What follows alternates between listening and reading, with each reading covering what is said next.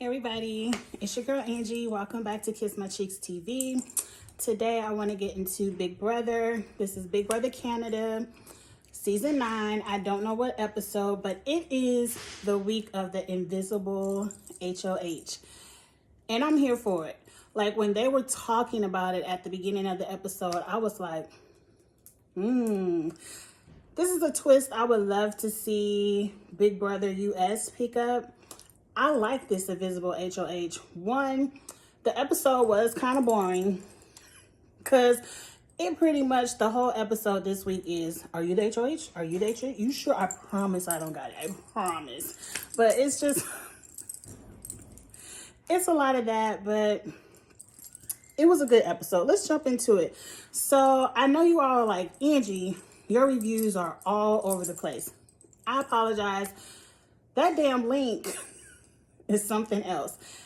If it would come on regular TV and I could DVR and then just look at the live feeds when I would like, that's one thing. But when I gotta go to the computer, get the link to working, it's not something that I usually binge watch all 3 episodes once a week and just sit in the bed and let them all play. But last week I heard Kyle went home. Kyle and Rohan were on the block. I think Rohan won the POV, took himself off, and Austin went up. Kyle went home, so I don't care. I told y'all last time, Kyle and Victoria are 2 people who could leave, and I could probably care less. I'm starting to feel that same way with Tara. Is it Tara or Tara? That should tell you how I feel about her. I can't even get her name right. She's a little bit of a floater, womp womp. Brayden is kind of in that category too, but I want to see Brayden play the game. And I feel like if Austin goes home this week, Brayden might be forced to play the game. But a part of me feels like people will send Brayden home before Austin. But let's jump right into it. I'm doing a little bit too much today because today is senior night football. So this is going to be a real quick review. So up first, the invisible HOH competition. I love it. Counting the rocks with that counter. Like this is one where I was like, I'm going to play along at home.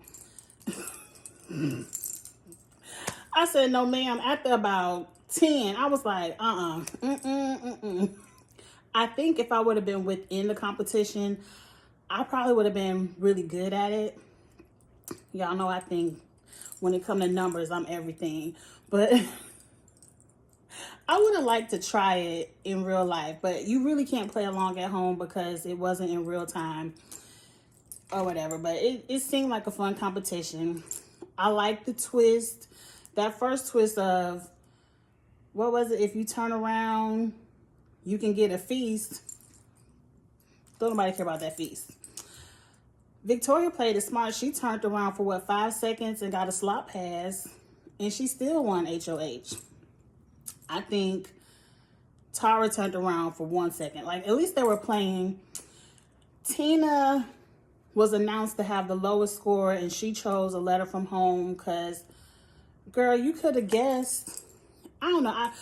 Invisible HOH, I would have played. I wouldn't have took none of that stuff and just dropped out. But Tina, I feel like, is in a really good place in the house. I don't really see anybody right now wanting to go after Tina. So up next, it was a tie. And I like how Tara was like, 11 is my favorite number. And she clicked up 11 clicks to tie with Victoria. I was like, ooh, this is good. Like the suspense of it all was really good. It was really suspenseful for me. And I was like, ooh, who gonna get it? Tara. And then it had the yellow light and the red light. And then eventually, what's the name? Victoria wins. I'm like, how thick are these walls? I don't know. To me, Victoria isn't a really good actress. I've seen on Twitter where people say she's already known to be the invisible HOH just by, you know, you ain't it, you ain't it, you ain't it. So it's got to be her. Like, I believe everybody else, so it has to be her. So anyway, Victoria gets it. And, you know, it ain't too much to review. Most of the episode is going around trying to figure out who it was. At one point, Victoria is BS and Kiefer like, I got it. No, I really didn't, but yeah, I got it. You safe. Too bad I ain't HOH. I was like, girl, if you don't stop. I didn't know Victoria and Kiefer were this close. I thought Kiefer was really tight with Tina and Tara. My hairdresser is Tara, so maybe that's why I want to call her Tara so bad. But anyway, Kiefer, if you playing Victoria, you doing a good job. I like Kiefer. Like, Kiefer, Tina, that's really it. That's really it. Because, like, I'm over the triangle. Ty, Jed, and Beth. Until they get rid of Beth, I'm over them. I'm over them. So everybody feels like whoever the invisible HOH is, as long as it's not the triangle, they should be going for Ty and Jed. I agree. Like, I really do agree. But I want to get rid of Beth. Like, okay, let's talk about Victoria in her position of the game. So she thinks, the oddballs think Victoria is with them. So they think, even if it is Victoria, they're going to go after Ty and Jed. Victoria looks at Austin and was like, oh, so now you want to be Glossy Posse. So now you want to be my friend again, because the last time you talked to me was when I was HOH. So Victoria wasn't having none of Austin. And I was like, yes, ma'am. I feel it. Like, don't just be in my face when I have power. Like, if we gonna be a clique, let's click. I think the cliques are what's gonna get everyone in trouble. I think until all the cliques are dissolved, like they just got rid of the Kyle and Rohan clique, half of that. They're getting ready to get rid of half of Austin and Brayden. You're gonna have to break up that triangle. And I know a lot of black Twitter is like, we root for everybody black. And you know, I'm like Issa too. I like to root for everybody black. But I don't like the triangle. I don't. And I say get rid of Beth. I really don't even too much care for Jed. He seems like a goofball. I feel like Ty is the brains of the operation. It was Ty and Toya. And one thing I want to say about Victoria. I was pissed at Victoria for getting rid of LaToya. Like, you're the black woman of the show. This is the season where Arissa wants to have more diversity, to show that if we have more diversity, black people and people of color can make it further in the game. But here you go, wanting to be a person of color, getting rid of all the people of color. I ain't like that for Victoria. Like, especially when you know, like, this is public knowledge that is what Arissa is trying to do. She's trying to be like, look, America, throw in some more diversity, and then maybe you can have a black Big Brother winner. But not Victoria. Don't throw in a Victoria, because she gonna be like, I don't care how many black people you put in the house, I'm gonna get rid of them all pre-jury anyway. I ain't like that. I could be tripping, but that's how I felt about Victoria with LaToya. And then if Victoria would have turned around and put up Ty and Jed right after she got rid of LaToya, I would have had to drive to Canada. Like, bitch, what are you doing? I really don't like that you put up Brayden. I really don't like that she put up Austin and Brayden, because I like Austin and Brayden. But I felt like you should have put up Austin and Beth. And even if Beth would have went home, that's better for your game, Victoria. You getting rid of Austin or Brayden just makes that other duo want to come after you. They're going to come after you. They aren't going to be like, oh, Ty and Jed. No, they're going to come after Victoria. You're already a huge threat, because, what is it, week 4? And you already had half of the HOHs of the season so far. Like, they're going to be, that's a threat. You already won safety for your team week 1. It's like, Victoria, you doing too much. You doing too much too soon. And then you letting Kiefer pump up your head like, you're going to be the best Big Brother player ever. I'm like, where? What has she done? She ain't done nothing but piss me off all season. the spicy V's. Get out of here. So I'm happy. I honestly felt like even if Victoria would have threw it to Tara when she found out, you know, it was a tie, Tara would have put up Ty and Jet. She wouldn't have went after Victoria. I feel like no one in that house would have went after Victoria. The oddballs would have went after Ty, Jed, Beth, that trio. And if Ty, Jed, or Beth got it, they would have still went after Austin or Brayden.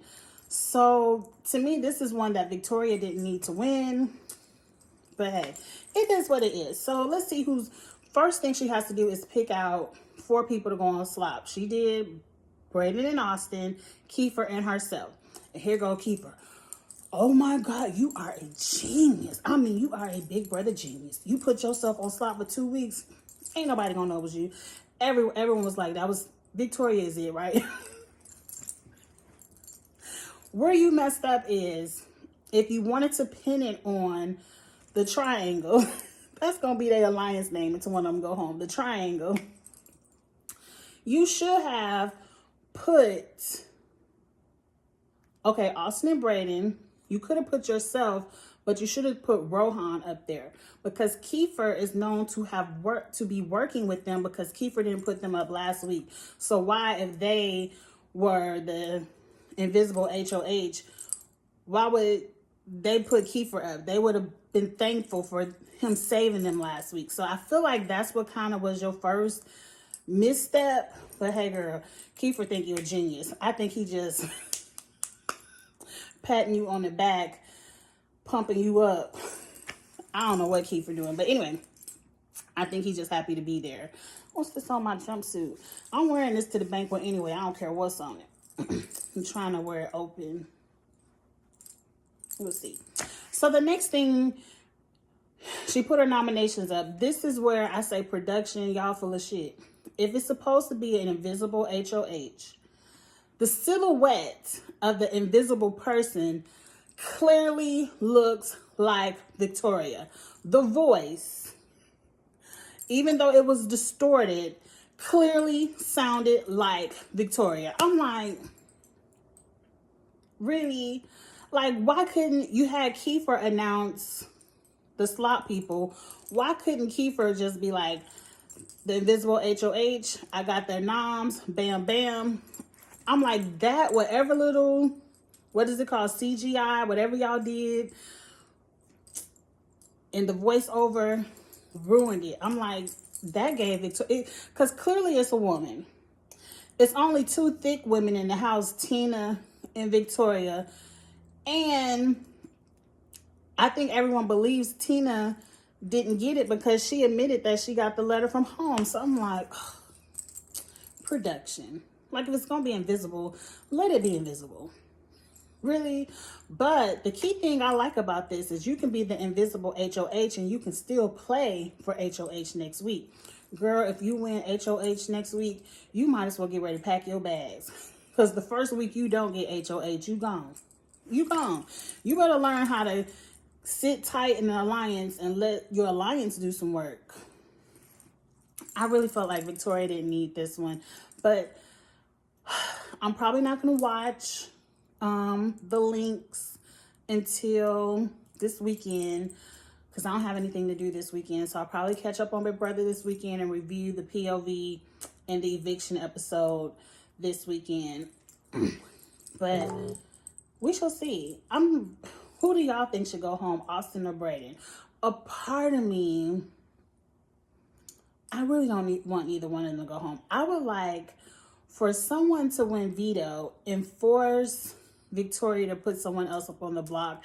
I feel like she would just put Rohan on the block when she should put Beth up there and get Beth out. If you want to be close to Jed and Ty, you will never be close to them as long as they're in this triangle. But that's it. That's all I got for this week. A really quick, my 2 cents on the invisible HOH. Great twist, I believe. And I'll be back this weekend to catch up on the POV and the eviction. And I will talk to you all later. Like, comment, share. Bye.